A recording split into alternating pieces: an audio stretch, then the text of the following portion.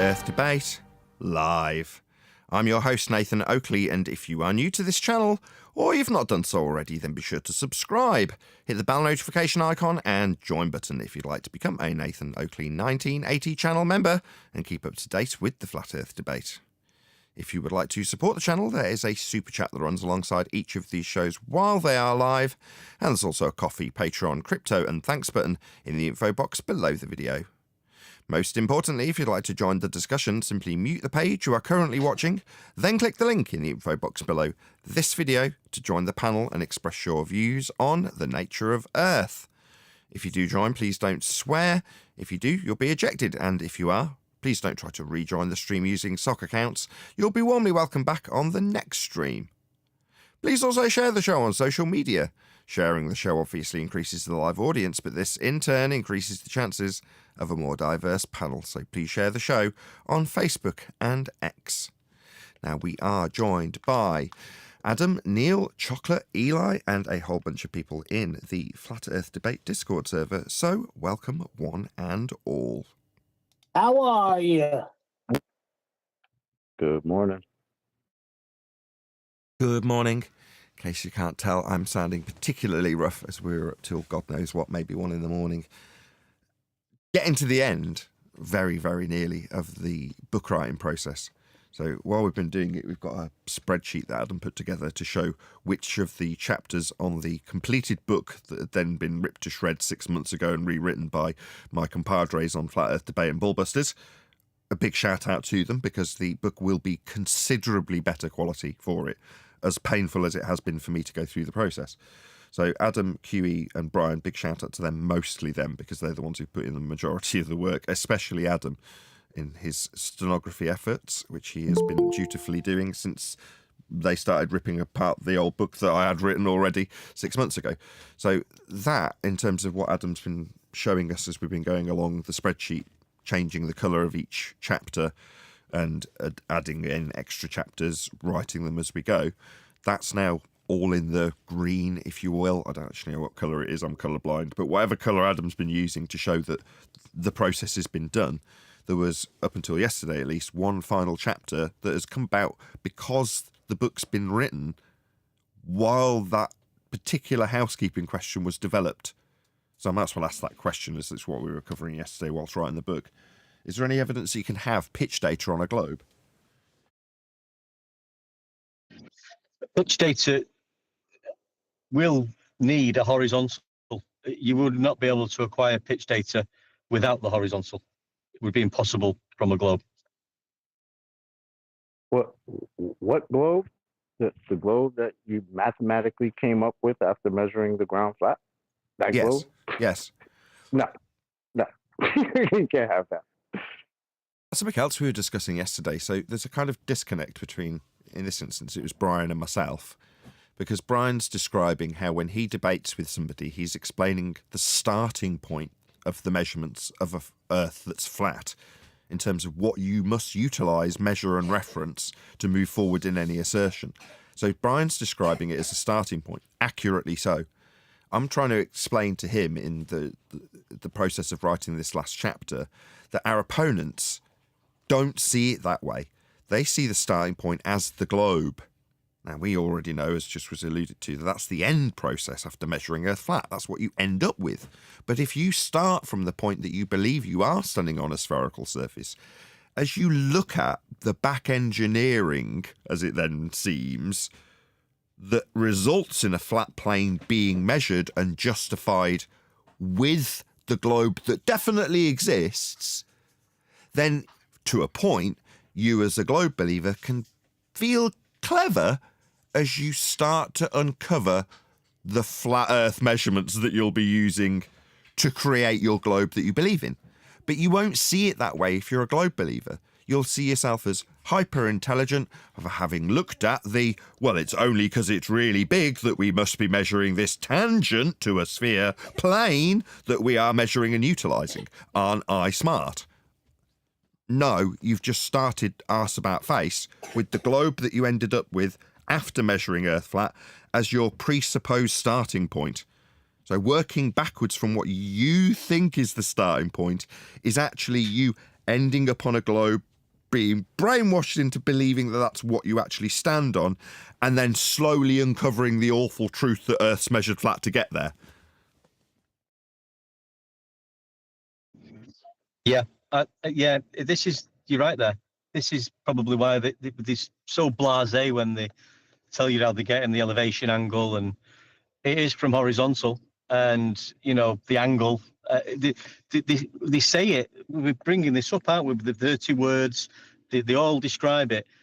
And I keep thinking to myself, do they know they're actually doing this, or is it an act, or are they just brainwashed? And I think you've just summed it up there, Nathan.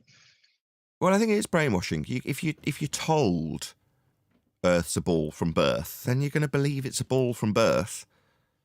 And therefore, in years gone by when we said you're just begging the question, strictly speaking, we're correct. But our opponent just can't see it that way. Because in their mind, of course I'm begging the question. I know Earth's a ball. It's like, no, that's the textbook definition of begging the question. You're automatically assuming your outcome. Well, it's perfectly reasonable to automatically assume my outcome. I already know the outcome. So you go round in circles with circular reasoning to justify the brainwashing that's led them into circular reasoning, aka begging the question. They don't think there's anything wrong with that. Even when they start off the gambit with the Earth is too big to measure the curves. Yeah, that's an apology. Sorry, I'm cutting you off, sorry. Nah, go ahead. Well, they're apologising. Rather than saying, look, we're going to be measuring Earth flat, okay? They're saying, look, I know Earth's a ball, but it's really, really big, so therefore it's cool to measure this local area as a horizontal plane of reference. That's all good. And if you push me on it, I'll describe how there's a dangling ball beneath that plane of reference that we're measuring. It's all good. It's all good. Because I know we're on a ball. So my apologies for not measuring the ball-shaped nature of my belief. It's really, really big. So we're all clear. Everybody's on the same page. We're definitely on a ball. Now let's move forward and measure it flat. Everyone cool? Anybody think the Earth's flat? No? Well, everyone's good. Let's measure it flat now. Now that we all are firmly under the understanding that it's definitely ball-shaped. Okay? So let's measure it flat. Let's go. It's amazing, isn't it? Absolutely amazing. Yeah. And then we come along and go, right, so what if we don't accept the belief that we're on a ball that we're not measuring? What about if we just accept the bit we're measuring, which is flat? You can't do that. You have to measure it flat and accept that it's a ball at the same time, or you will be ridiculed. How dare you? How dare you even dream of accepting the measurements? No. You must accept the belief in a ball that's really big that you can't be measuring when we measure it flat. That's in fact why we measure it flat. We only measure it flat because it's a big ball. What's wrong with you, you flat earther? You crazy numpty. So we're all clear. Definitely a big ball dangling beneath a plane of reference that's the surface we're measuring, but that ain't really the surface because the surface is dangling beneath. Cool? Good. Now let's measure Earth flat. All makes sense. Of course it does. You never heard a tangent? Bloody hell, man. What's wrong with you? A tangent is where a tire meets the road.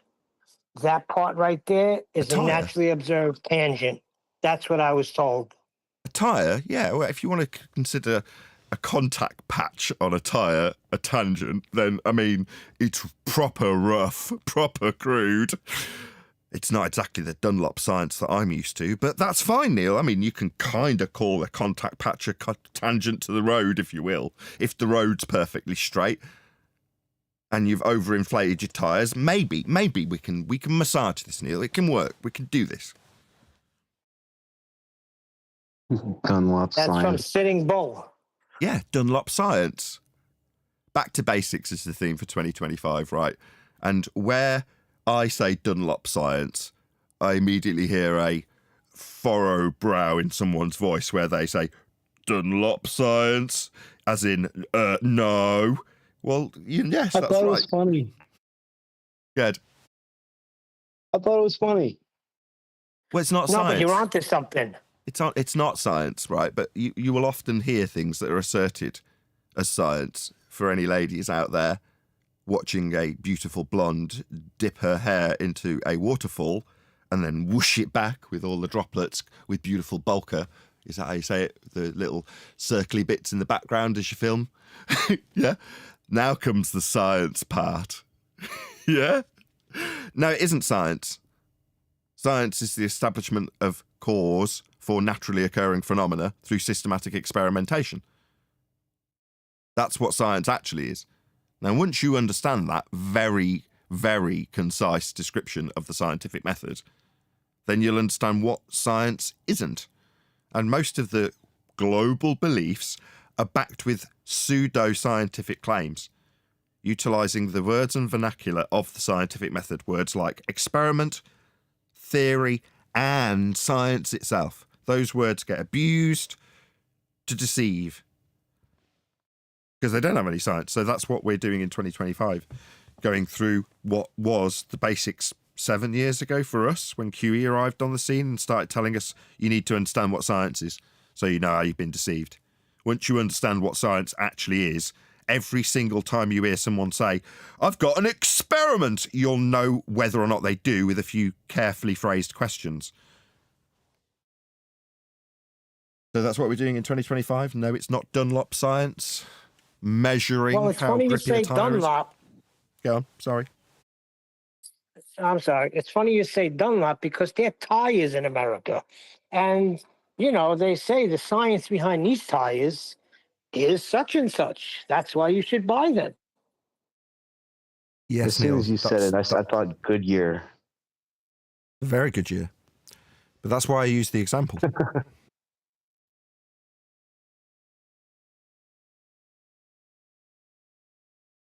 What's the difference between one rubber tyre and 1 million? No, that's too many. 1,000 prophylactics. I don't know. What is the difference? One's a good year and one's a very, very good year.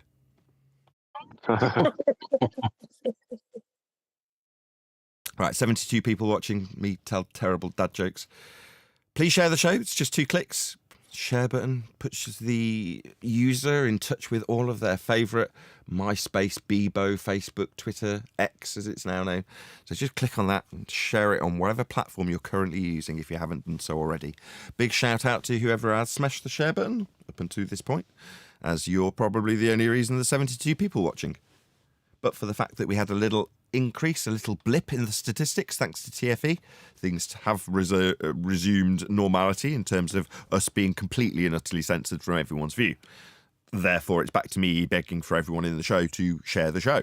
So please click on that share button. It is dead easy in all sincerity to actually share this show. And I'll try and keep the terrible jokes and swearing to an absolute minimum and make this share worthy. So please share if you haven't done so already.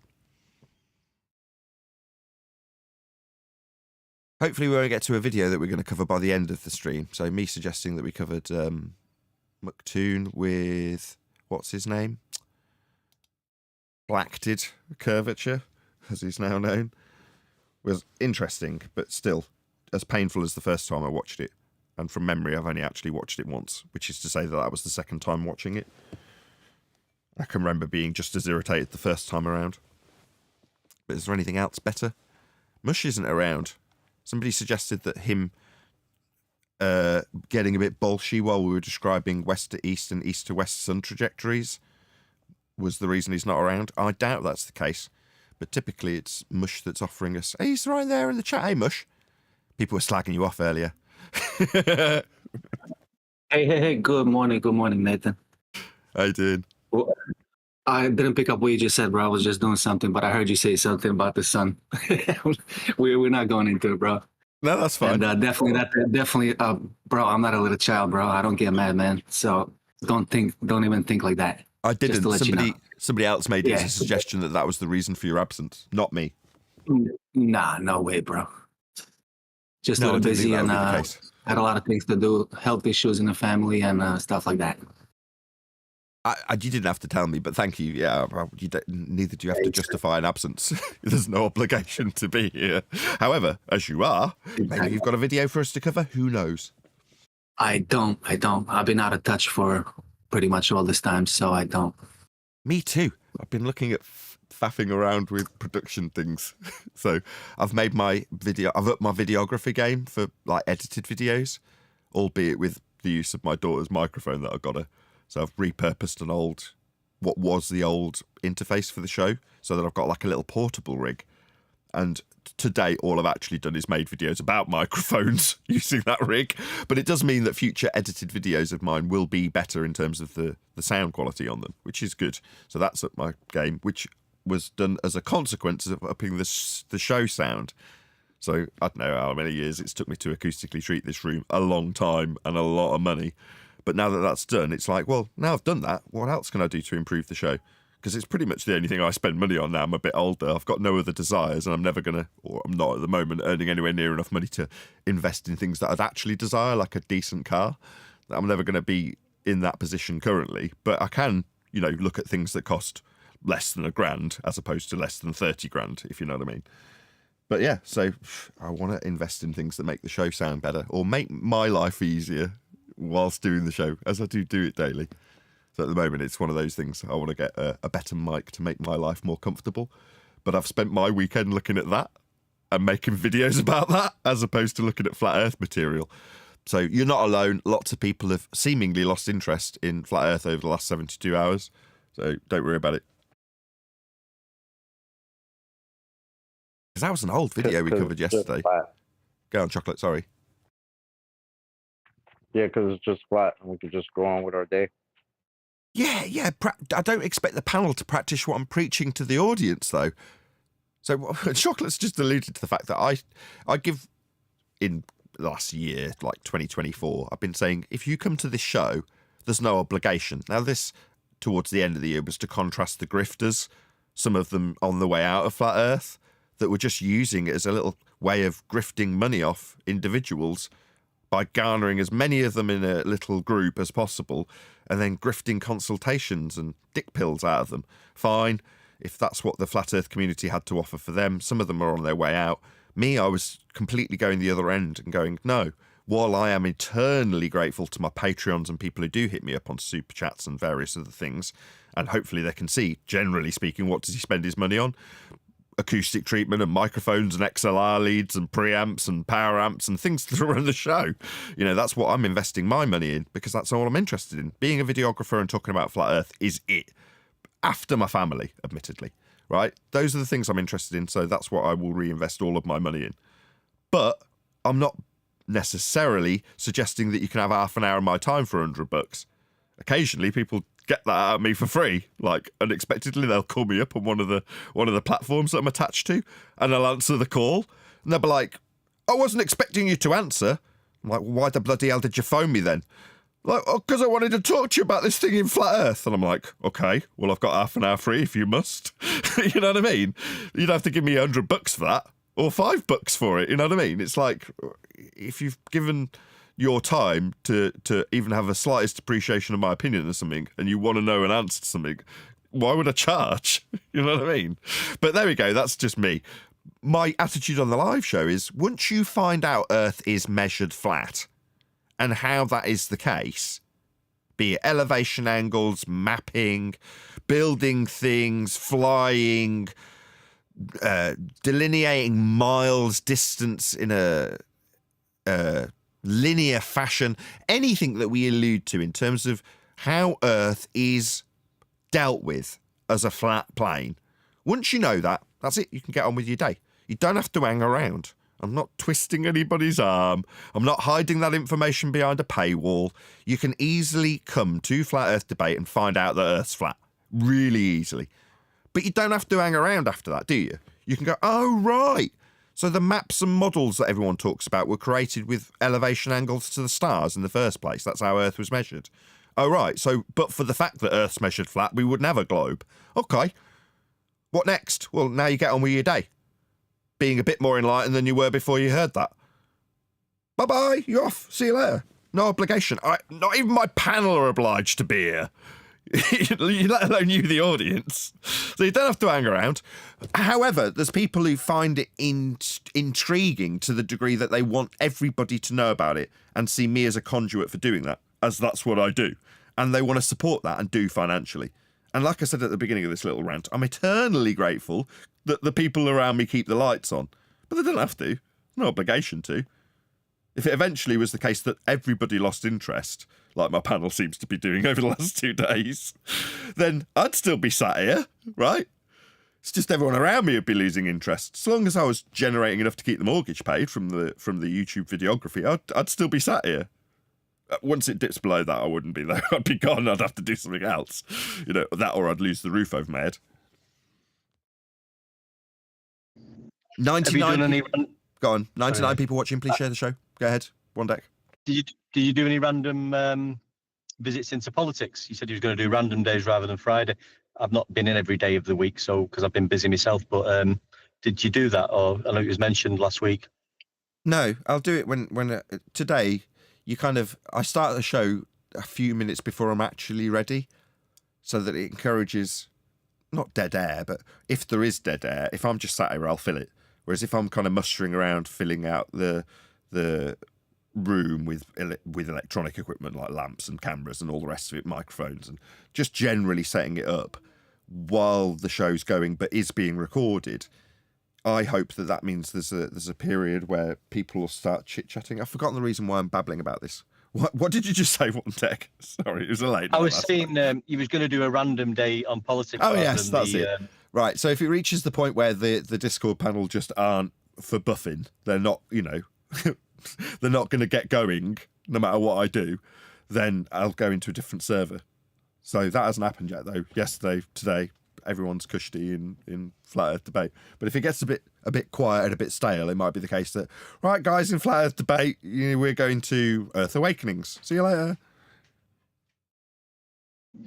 It is difficult, though, because, when you find yourself just constantly telling people horizontal, level, and angle is 2 straight lines, what an elevation angle is. I mean, what else can we do now? I don't see that as a problem.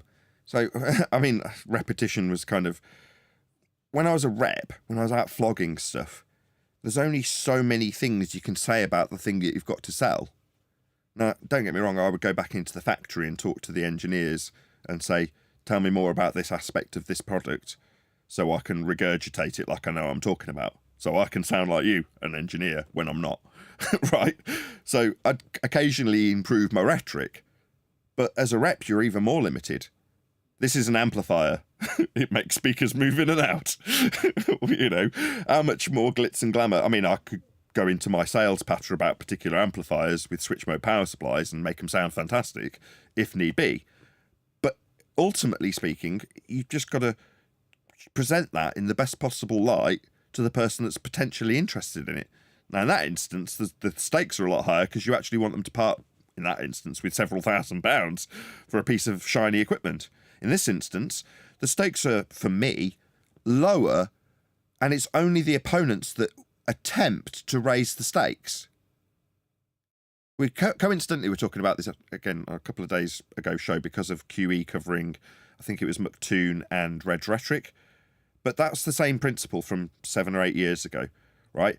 Red Rhetoric wants to up the stakes, so he's created a timer where he's claiming that I won't debate him on a very caveated neutral platform. I run a debate show, but in his mind, he's creating an illusion that the stakes are higher than they really are, for me. So when I contrast that with a cartoon with me being the crocodile, just sat chilling in the swamp, keeping cool, not moving around much, waiting for the opportunity for a stork to come my way so I can eat it. But the stork's going, come on the beach, I can fly away here, I'll win, come on, you're a coward, come on the beach. And me, the crocodile, I'm going, I don't care. The stakes aren't high enough. You know what I mean? Why would I do that? That's insane. But for you, the stakes are high, right? Our opponent's entire worldview's on the line. The stakes aren't high for us anymore. So there's got to be this projected perception that our stakes are high. You must prove the earth is flat to me in the greater world. Why haven't you proved it to the greater world yet? My answer, why are you raising these stakes? Do you know you're on a ball? Good for you, get on with your day. That's what I'm telling my audience. Get on with your day, you know it's flat now. There you go, there's a measurement to prove it. It's crucial, that measurement. A lot of things and worldviews and paradigms fall apart without it. So there you go. There's conclusive facts and proof of Earth being flat. Get on with your day. Stakes don't need to be that high. Now you know what you know. Unless your entire worldview's on the line, then the stakes are high for you. But it'd be much better if they were my stakes that were high, if I had all my chips on the table with a flat Earth worldview. No, it's not a worldview, it's not a paradigm, it's not a religion, it's just how Earth's measured. So there aren't any stakes, there aren't any chips, I'm not even sat at the table. But you, while I'm sat at the bar, want to scream from the poker table, go on, show us your cards. Excuse me, I'm not even at your table, dickhead.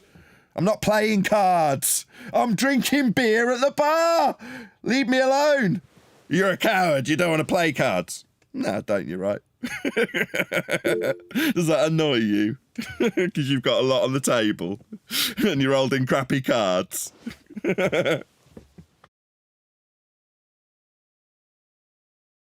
Where's your cards, Nathan? One more time.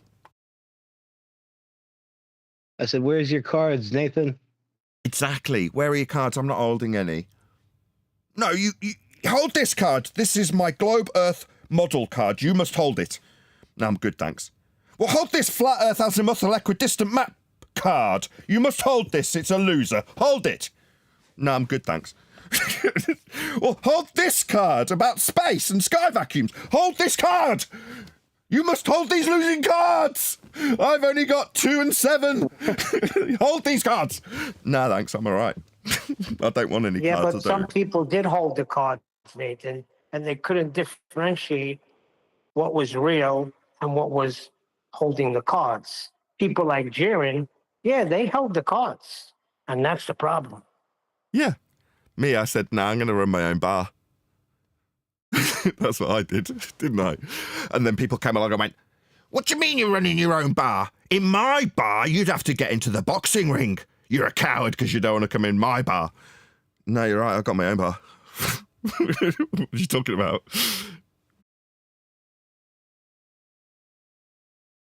You see, I've seen things like this happen. Like when you hang around with certain people, you start to become them people. And I witnessed it firsthand with a gentleman a few weeks ago. My brother kept pumping him with as far as going back to the law and Christianity and the Old Testament. And sure enough, a month later, this guy's singing from the same hymn sheet as him. It's who you hang out with and who you're listening to. Sure. But I do this for remuneration, right? For monetary gain as a YouTuber. So great when people appreciate that you're good at what you do in terms of debating the nature of Earth. But when people are like, you don't leave your echo chamber. I'm like, yeah, I do. I've just been paid to do it. I'm not going to specifically detail which ones I got paid for, but when I've been out and about and people are like, oh, right, he's on a different platform. That's because I got paid. Yeah? Here, now, I'm potentially getting super chats, right? I can hint at something that I desire and hope that someone will give me pity while I say, I couldn't possibly e-beg for a new microphone. Yeah, that in effect is e-begging for a new microphone. It's not subtle. Most people will realise I'm not being subtle. Yeah, but that means there's opportunity for me to basically earn a living, right? Reinvest in my show, which is my living. That's what I'm asking for when I do my show. Can I do that if I go on some random Joe's show where he gets all the super chats? Oh, right, you want me on your neutral platform where you'll earn money from you demeaning me for an hour or two? No, but if you pay me, that's different. You know, maybe Red should appreciate that when he's got a countdown timer. Nathan won't debate me on a neutral platform. Just pay me. As he approached me, give me money and I'll do it. No worries. You want to abuse me for a couple of hours? I don't mind. If it means I can feed my kids, I'll sit in front of you for 2 hours while you shut me down and say, no, you're not allowed to finish that sentence. I don't mind. I'm being paid. Good for you. He will shut your shut for sure. Yeah, exactly. But in those instances, most of the time, there's somebody that they're utilising, like a stooge, that isn't paying me. And they don't have any care that, you know, they want good value out of the amount of money that I've been paid to be in their neutral platform. And there's normally some other wanker there that's going to be trying to shut me down. I'm like, I don't care, I'll do this for a living. You think I can't just flip into that mode immediately because there's no consequence to you from a financial standpoint? No new guest that thinks Earth's so big or whatever it is they're blabbing at me about Earth being a sphere but not being able to be measured in that way. Nathan, do you know when you said we're going back to basics? So I think the advancement where we're at now as is the basic it can get. The basic it can get as in horizontal level, elevation angles, how latitude is measured. I think it has boiled down to pure simplicity. Do you mean that we, when you say back to basics, that we should go back to previous sort of argumentations of old? No, scientific method. Specifically the scientific method. Right. Yeah. So Okay. it was a concern for me over the last few years, as you'll be aware of, and anybody else on the G Plus panel for that matter, that I was trying to instill the scientific method in people like Dave Weiss, Jaron, Bob Nodell. By extension, my protege, Quantum Eraser, also tried the same with Wits It Gets It, didn't he? Yep, that slipped under the radar quite nicely. Excellent, excellent. So yeah, we wanted to instill the idea that if you understand what science is, you can then take apart what science isn't when it's claimed to be proving something. So when someone says experiment, you can go, oh really? Science? Wow, what's your independent variable? What was the observed phenomena you were studying again? Can I see the fully constructed hypothesis prior to the experiment? Saying Things that like though, that. Nathan, we are in our rights to say that, you won't be using the scientific method when proving the shape of Earth. No, it's category error. Yeah. So if we are talking about the shape of the Earth, the scientific method doesn't fall into that category, does it? No. No. So as it's not related to a question QE is literally just asked an opponent in this moment, or openly asked to a debate panel, or G Plus panel, or Discord panel, or politics, or wherever, QE will often say, what's your best scientific evidence for a globe, for example? Right? Now there's only one correct answer.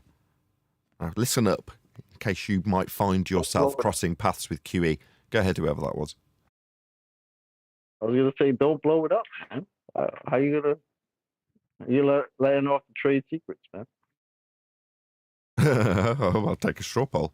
I'm being told that no. QE's trick question, if you want to call it that, the notion behind it shouldn't be elucidated by me now. Vote 1 in the live chat. There's over 100 people watching. If I should keep my mouth shut and watch QE trip people up with this question about having scientific evidence for a globe, or type 2 type 2 if I should just tell you, because I was about to and I'm being told I shouldn't blow it up, end quotes, chocolate saying. Yeah, but it don't matter. You could blow it up and they'll still fall into it. It's insanity to me. I've been waiting for the longest time for somebody to answer correctly. Like I say, type 1 in the chat if I should let QE have his fun with everybody else, because there's only 100 people watching. I mean, I'm going to downplay it now. Only 100. It's not that many people that are definitely not going to get caught out by this. So David Wheeler says 1. That is to say, don't tell him, let QE have his fun with people who don't understand the category error. One Nathan, vote. believe it or not, Nathan, it doesn't even matter if you tell people, because believe it or not, when he does that in real time, like in the servers, they will leave and then come back the next day and still claim that they have scientific evidence for the globe. Like, they reset. So it doesn't matter if you even tell them the secret, right? It doesn't matter because they're still not going to listen to that. No, everyone so far 2 votes in the chat. Neither of them want me to elucidate this category error so people don't get caught out by it. The problem is that people on the flat Earth side get caught out by it. The last one to get caught out by it You're was... already doing it. Go ahead, Chocolate. You're already doing it, man, by saying, "Oh, I'm not elucidating this category error." What category? Well, the chat's spoken. That's it. Nobody wants me to ruin QE's fun, so I won't. Fine. Sorry, Joseph, too late. Sorry, godlike reductions, too late. Well, in any event, the scientific method is a process for elucidating the cause of naturally occurring phenomena. That's to say that something must be occurring in nature for you to look at it and go, I wonder what caused that. Now, once you've done that, you've actually established half of the hypothesis. What's a hypothesis? A scientific prediction. It predicts the cause of an effect.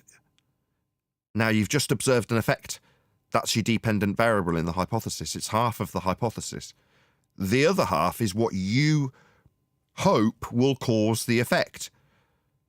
So that's the other half, your independent variable, what you suppose will cause the effect if you vary it. So once you've got that, your independent variable, supposed cause of the effect, and the effect you're hoping to induce, because you observed it in step 1 in nature, you've got a full hypothesis, an if and then statement. If my supposed cause, then the effect I observed in nature. By default, you have a null being the contrapositive prediction. If my presumed cause, that's independent variable, then I won't induce the effect. That's a 0 difference result. Only one can be true when you experiment. That's actualize your hypothesis, actualize your scientific prediction by varying your presumed cause of the effect. That's all an experiment is. You varying and manipulating the presumed cause of an effect you observed in nature. If you vary it and the effect you observed in nature happens, you've caused that phenomena to occur by varying your, at that point, presumed causal influencer. Once validated, it's a empirically validated cause of an effect. Alternatively, if you don't induce the effect, you validate the null hypothesis. That's to say, you varied it and it didn't happen.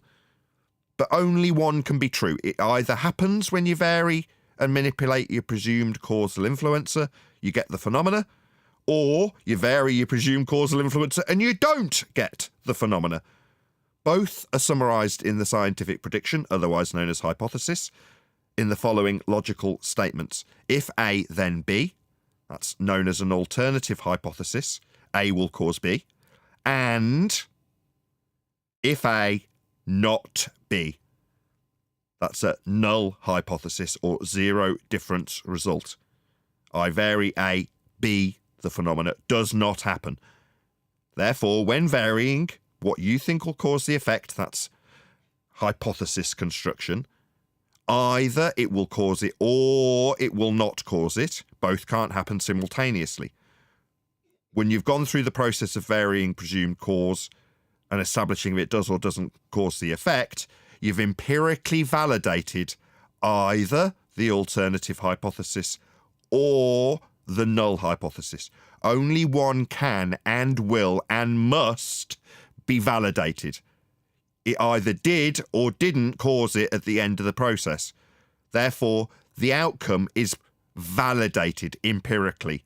If A does not cause B, you put a tick next to that prediction. It's been proven, a very powerful word. Now, you're not testing to not cause the effect. You don't test for the null. You're not testing for a 0 difference result. Your hope is that you validate the alternative and cause the effect you're studying. Then tick, Bien, A claro, causes B. por esta compañía lo compro yo.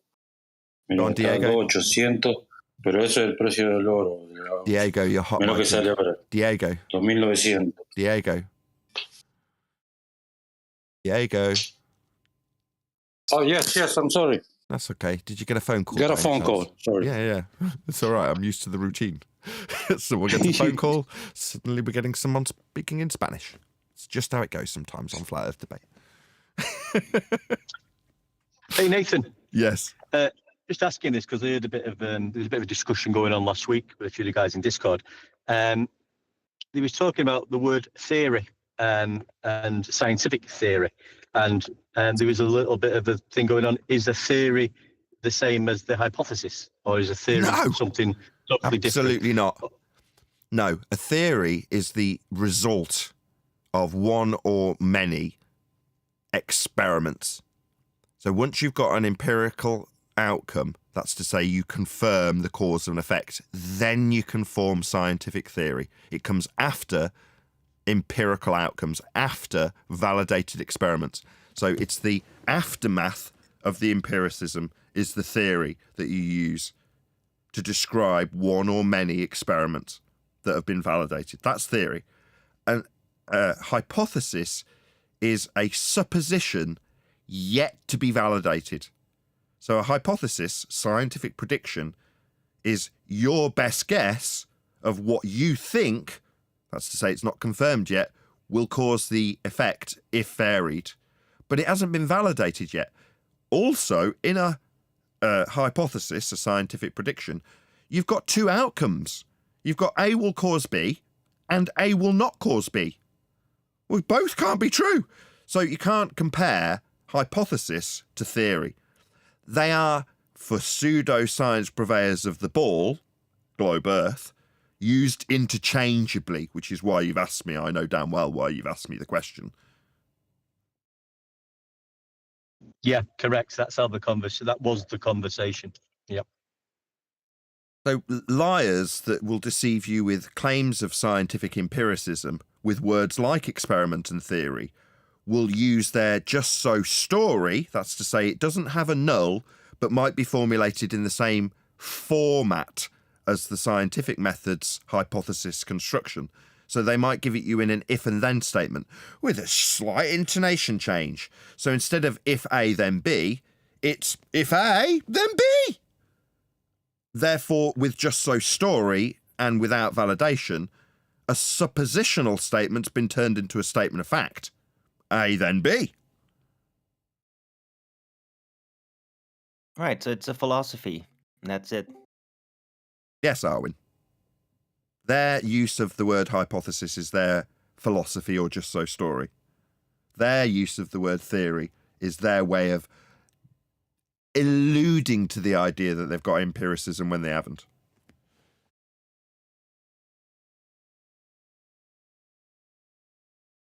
Right. It's the if we lived on a globe philosophy, then everything would be exactly the way that it is. Ooh, that proves it's a globe. Yeah, by presupposition.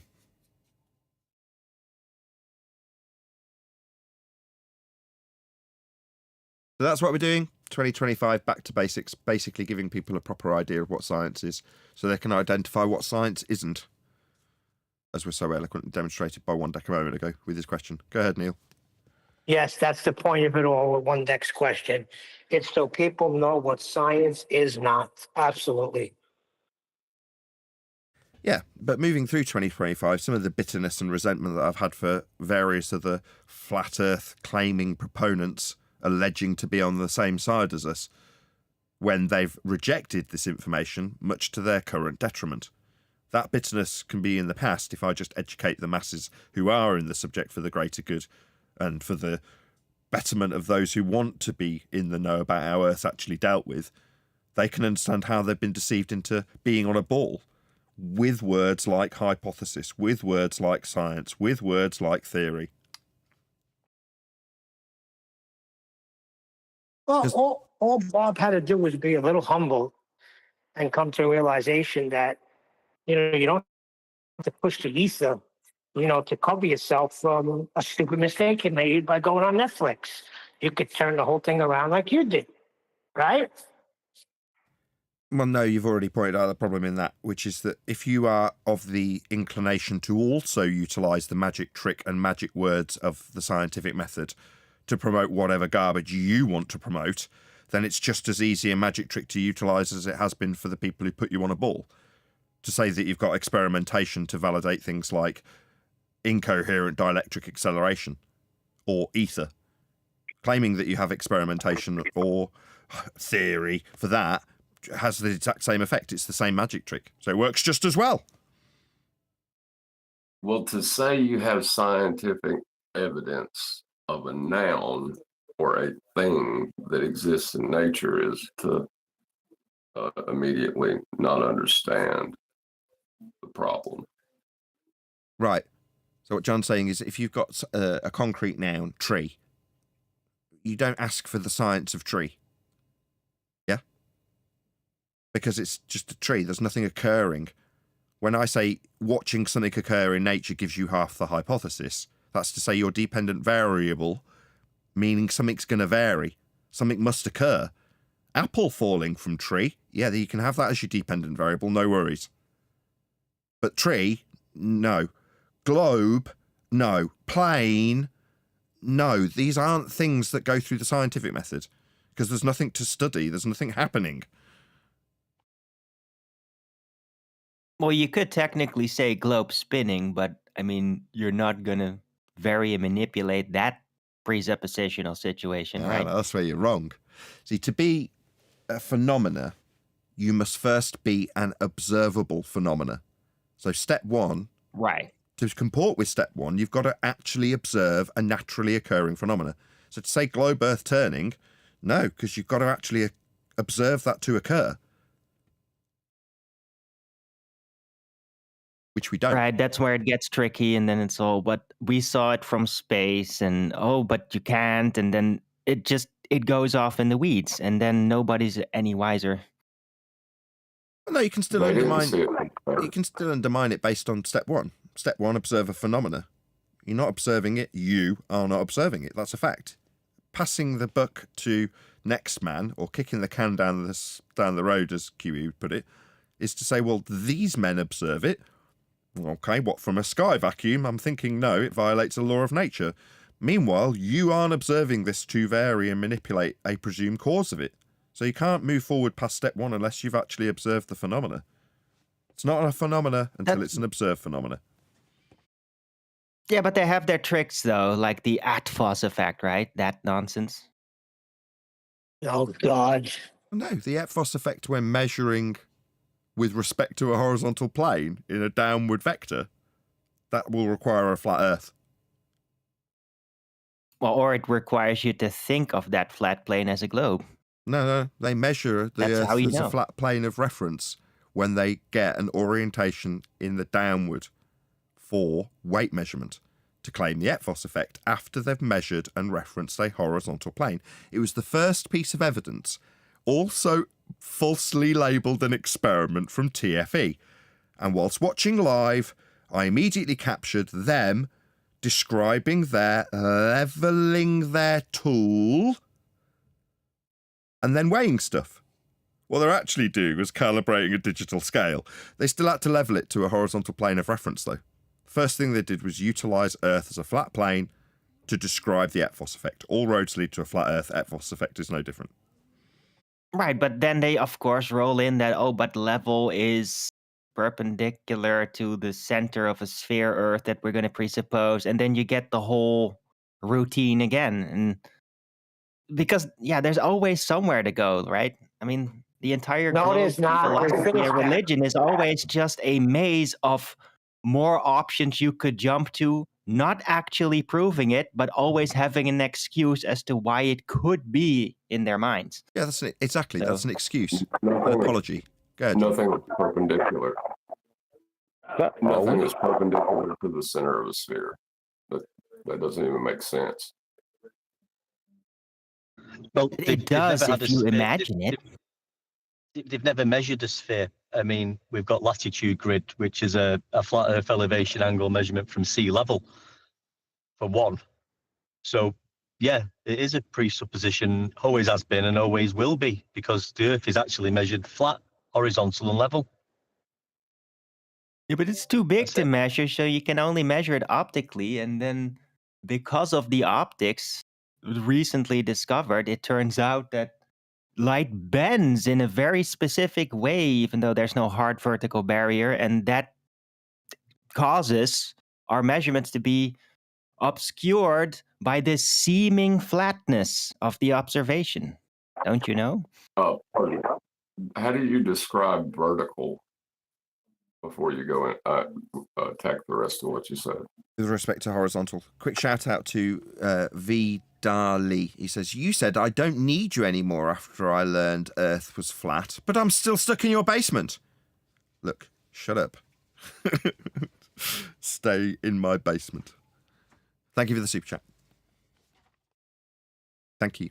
Go ahead. Sorry, my bad. Is that a Hollywood basement? The point is, everything that you're suggesting comes after the measurement of a flat Earth and is merely an apology for why you're measuring it flat, and then an invention of a justification for why it is still globe-shaped in spite of being measured flat. What does to measure mean? I mean, it's got to have a definition when you say to measure. What is that? Do you want me to look it up? That's actually off the top of my head. Let's get into it. It is to know.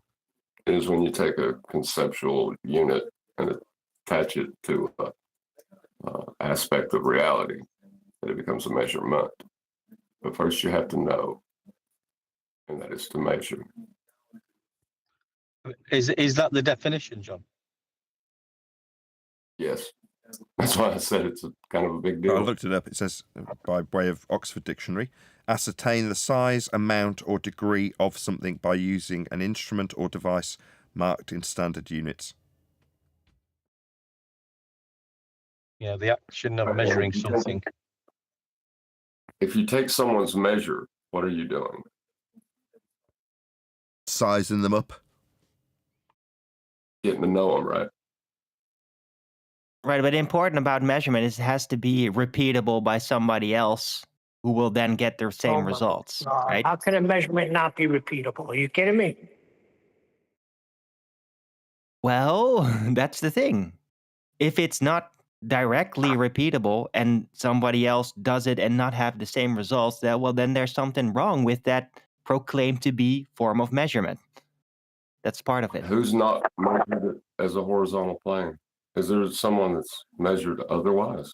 No, that's how Earth's measured. Earth's measured as a horizontal plane. Utilised and mapped, built on, charted, flown across as a plane. I drop my tape measure and give my boss the measurement of the whole place. You're going to ask him to measure it again, and it's going to come out to the same thing. He does not need to come here and measure it himself, or somebody else needs to come here to validate it. It's a measurement. It's known. But it's only because you got standardized rulers that you can rely upon. Just going back, sorry guys, just what I was interested in what John was saying about to know, but then, and I'm not challenging this, it's just Nathan read the definition out. I've got the definition.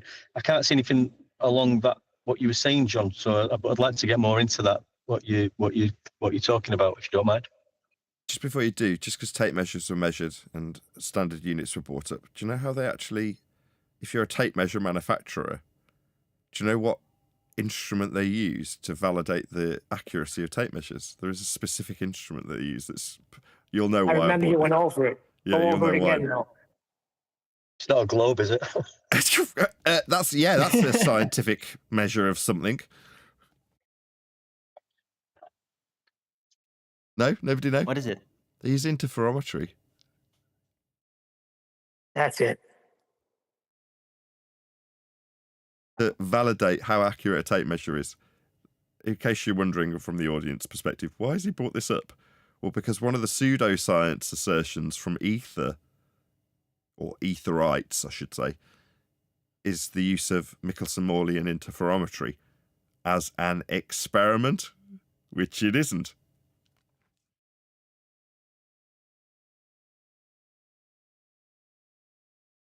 Doesn't mean it doesn't have its uses. In this instance, validating the measurements laid down in markings on tape measures. There you go. You learn something new every day. But it's kind of interesting, though, now that I'm hanging around here and getting a new idea, that measurement is kind of like similar to the scientific method, except in geometric terms. So that if you are actually capable of measuring something, you can like have that repeated and then established to be a correct measurement, which is like the next best thing, right? No. To science. You're using a fallacy of division to assert that they're similar. They're not. I mean, it's just the form of it. Like you can actually measure something and have that established to be truly measured and like eternally repeatable, which is like very similar to the scientific method. It's not the same, of course. It's a completely different category.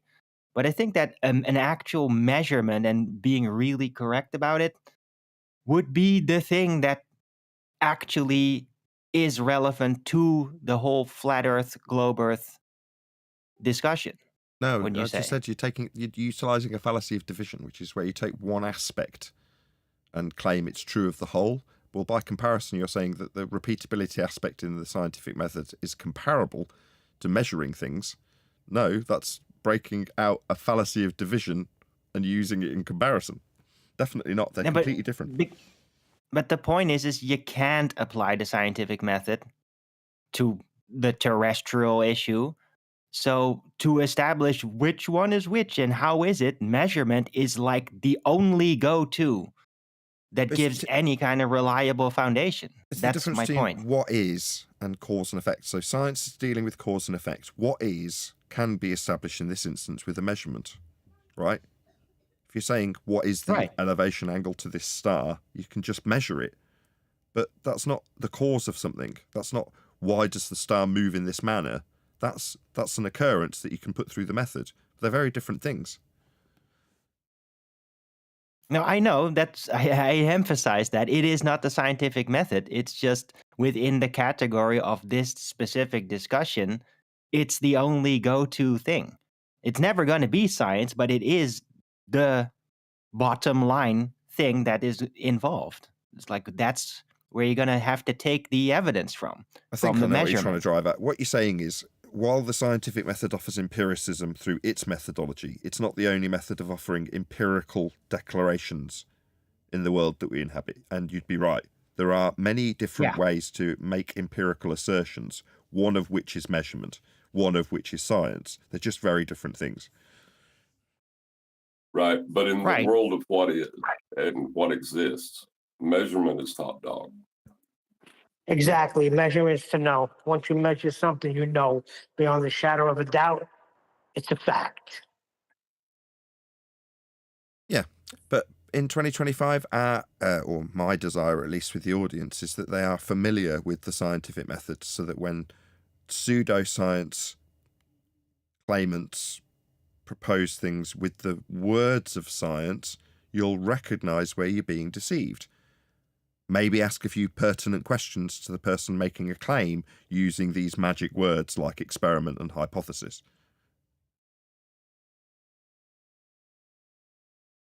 The only way you'll get there is by hopefully paying attention, listening up and going, okay, right, so step one, observe phenomena. It's only a phenomena if it's an observed phenomena, which, thanks to Arwin, is today's main focus, it would seem, which is to say what constitutes a justification for the use of the scientific method.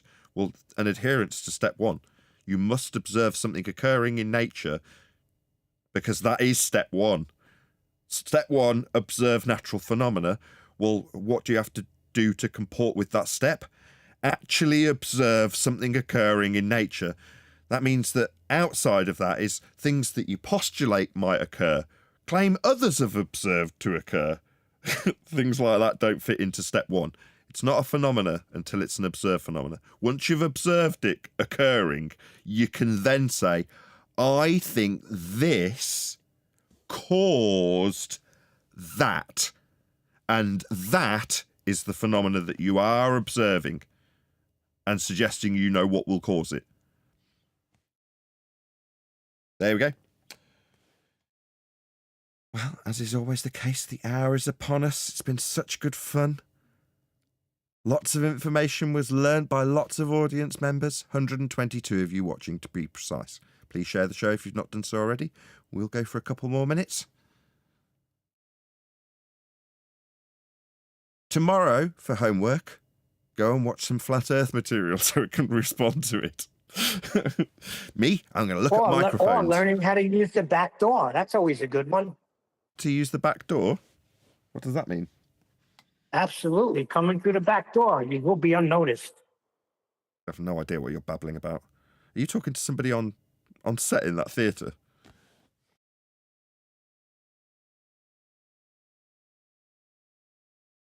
Perhaps we'll never know. With that, I'm going to exit stage left and say if you are watching this on either Nathan Oakley 1980 or Nathan Oakley premiering streams, then stay tuned, as there will be an after show to follow. Unfortunately, though, if you are watching this live, this is where we bid you farewell. So another massive thank you to all of you who smashed the super chat, liked, commented, shared, subscribed, took pity on me for audio equipment and hit me up on PayPal and all that good stuff. I've been Nathan Oakley. Stay tuned if you're watching on after show, and I'll see you all in the next video.